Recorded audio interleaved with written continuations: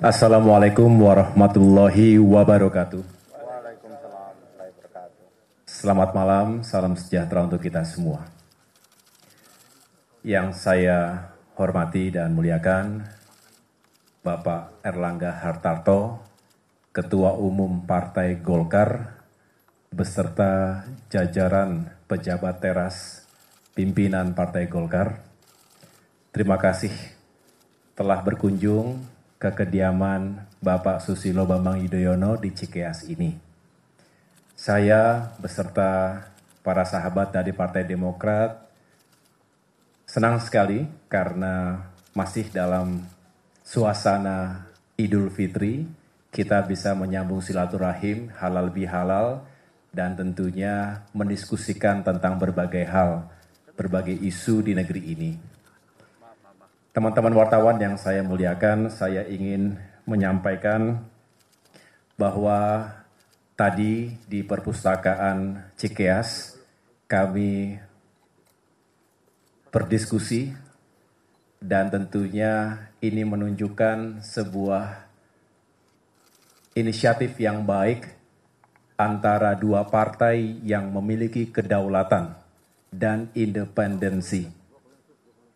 Golkar dan Demokrat dari waktu ke waktu bukan hanya berdiskusi tapi juga bekerja sama. Dan tidak bisa kita melupakan kebersamaan 10 tahun dalam pemerintahan Presiden SBY ketika itu 2004 hingga 2014. Saya juga ingin mengucapkan terima kasih atas inisiatif Bapak Ketua Umum Golkar, Bapak Erlangga Hartarto, yang sebelumnya sudah menyampaikan ingin berkunjung, ingin bersilaturahim, tapi mohon maaf karena kesibukan Bapak SBY dan juga baru saja kembali dari luar kota, maka baru bisa dilakukan malam hari ini. Saya juga ingin menyampaikan kepada teman-teman, mengingat Bapak SBY kendati beliau adalah orang tua dan juga tokoh di negeri ini, tetapi juga masih memiliki status sebagai Ketua Majelis Tinggi Partai Demokrat. Dan Pak Erlangga ini adalah Ketua Umum Partai Golkar. Oleh karena itu tentu dengan semangat yang baik, Pak SBY akhirnya meminta saya untuk mendampingi beliau beserta dengan sejumlah pejabat di Dewan Pimpinan Pusat Demokrat. Oleh karena itu saya ingin menyampaikan bahwa tadi diskusinya berjalan dengan baik, walaupun tentu Pak SBY yang sudah mandi toratu setelah 3 tahun terakhir ini untuk day to day politics-nya sudah saya jalankan beserta generasi yang lebih muda lagi di Demokrat.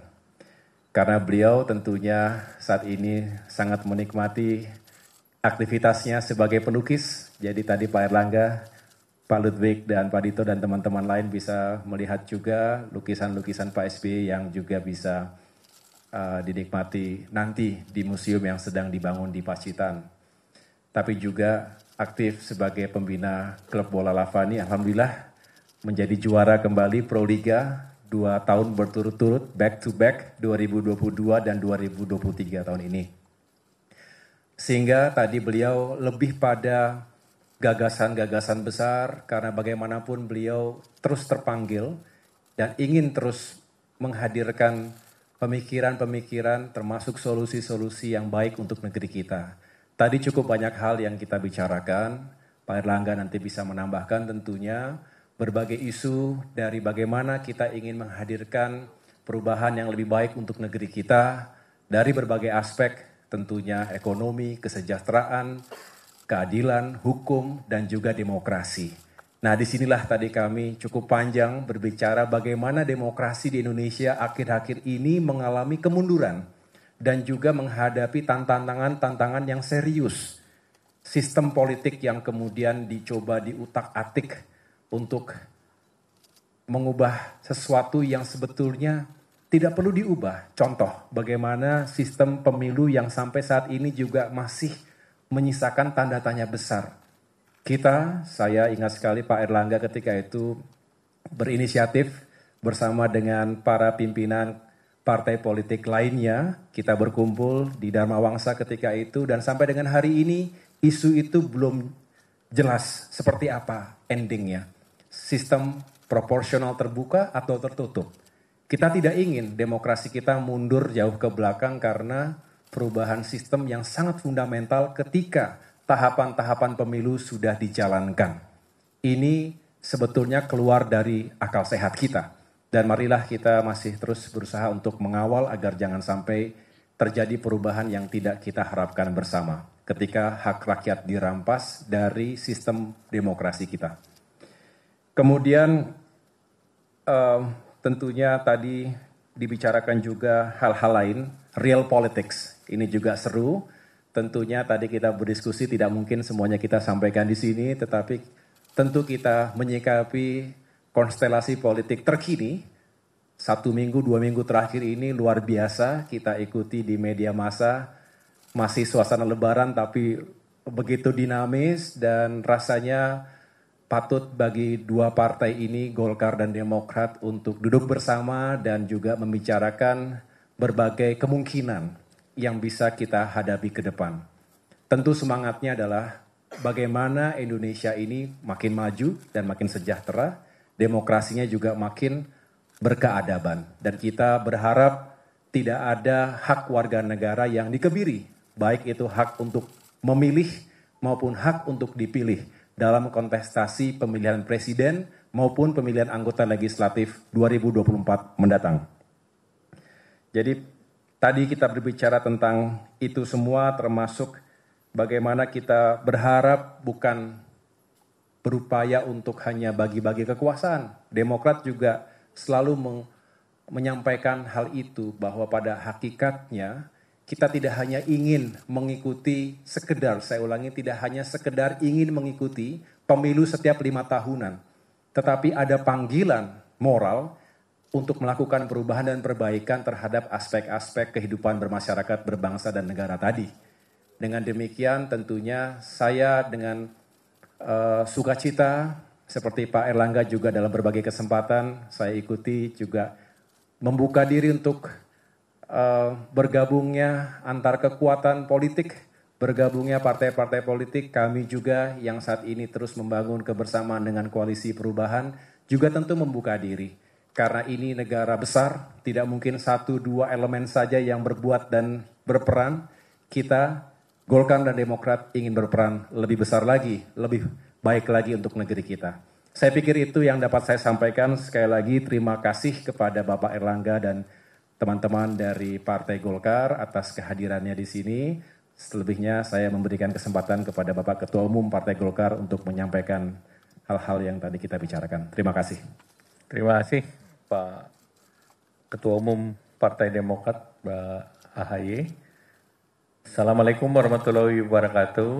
Salam sejahtera buat kita semua, teman-teman media cetak, media elektronik, dalam suasana Idul Fitri ini. Sekali lagi atas nama keluarga besar Partai Golkar mengucapkan permohonan maaf lahir batin dan minal aizin wal faizin. Saya didampingi oleh Pak Sekjen, Pak Bendahara Umum, Pak Dito, kemudian Pak Firman, Ketua AMPG, Pak Ilham, dan KPPG, Bu Airin. Tadi kami sampaikan juga kepada Bapak SBY bahwa ini adalah silaturahmi dan menindaklanjuti dari pertemuan sebelumnya. Jadi tentu pertemuan kali ini saya bawa pengurus yang mewakili Partai Golkar, demikian pula dengan Demokrat, karena kita ingin pertemuan ini diliput secara transparan dan kita dua partai yang tempat duduknya sedang berbeda. Satu berbeda pada pemerintahan ini, Partai Golkar tentu berada di pemerintahan dan Partai Demokrat sedang beroposisi. Kemudian dalam kontestasi pemilu, tentu Partai Golkar dari membentuk koalisi Indonesia Bersatu, Partai Demokrat dengan koalisi perubahan. Namun tentu saya menyampaikan bahwa Partai Golkar terus membuka silaturahmi dan dialog dengan partai-partai politik. Karena penting bagi Indonesia agar seluruh partai ini suasananya adem.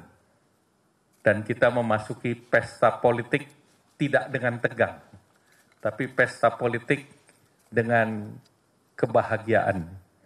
Nah tentu kebahagiaan dalam pesta politik hanya bisa terjadi kalau komunikasi antar partai politik, apakah itu berasal dari koalisi yang sama atau berbeda, tetap komunikasinya intens.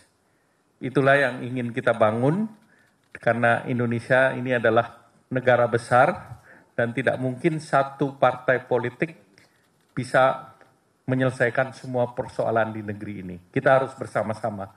Partai Golkar mempunyai filosofi yang sama dengan Partai Demokrat. Tadi disampaikan Partai Golkar dan Demokrat pernah bersama di tahun 2004 sampai 2014. Dan tentu kebersamaan itu mempunyai sejarah yang sama-sama kita pahami bersama dan punya pengertian. Dan ke depan Partai Golkar dan Partai Demokrat sepakat bahwa pemilu itu bukan the winner take it all. Artinya kita ini kan Indonesia Raya. Kita bukan seperti di Amerika.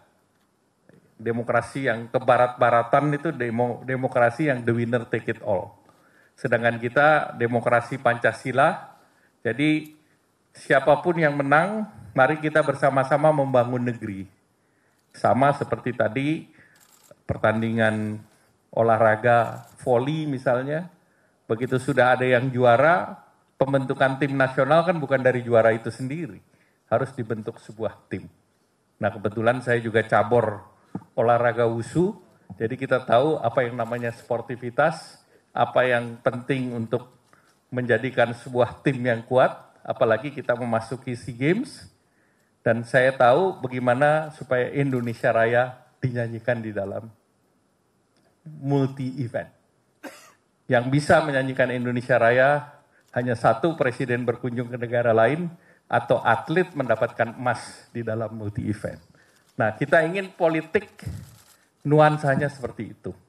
Sehingga kita betul-betul pesta politik yang berbahagia. Bukan pesta politik yang membelah bangsa ini menjadi dua. Karena yang paling kita khawatirkan, kalau bangsa ini terbelah dengan politik identitas, kalau di ekonomi ada istilah namanya scare, ada luka yang dalam. Demikian juga politik, ada scare, luka yang dalam, scar yang luka yang dalam, dan tidak dalam waktu dekat dia sembuh. Nah ini yang kita ingin tinggalkan. Mari kita bersama-sama, posisi tidak harus bareng, tidak harus dalam posisi sama, tapi yang paling sulit adalah dalam posisi berbeda, kita bertujuan yang sama untuk kemajuan dan kesejahteraan. Pertaruhan kita adalah 10 tahun ke depan. Indonesia masuk dalam bonus demografi yang akan berakhir di tahun 2038. Maka kesatuan politik pasca pemilu itu penting, tetapi persatuan politik pasca pemilu tidak bisa terjadi kalau tidak dirintis dari sekarang. Perbedaan kita hanya pada tanggal 14 Februari, pada saat masyarakat memilih, mencoblos. Sesudah itu kita kembali bersama-sama. Dan untuk itu banyak hal yang harus kita kerjakan bersama. Kita masih ada PR mengenai undang-undang di DPR. Kita masih punya PR terkait pemilihan terbuka tertutup yang sedang berproses di Mahkamah Konstitusi. Dan kami komit bahwa regulasi yang sudah ada, seperti juga di olahraga, tentu sebaiknya semua sesuai dengan apa yang sudah diatur sebelumnya. Kalau ada perubahan, tentu pada periode berikutnya kita bisa bersama-sama duduk kembali. Jadi itu beberapa hal yang tadi kita bahas, dan tentunya selanjutnya kita berharap bahwa pemilu bisa berjalan dengan baik, demokratis, dan lancar, dan kita berharap KPU dan Bawaslu bisa menjadi wasit yang adil bagi kita semua. Demikian, terima kasih. Wassalamualaikum warahmatullahi wabarakatuh.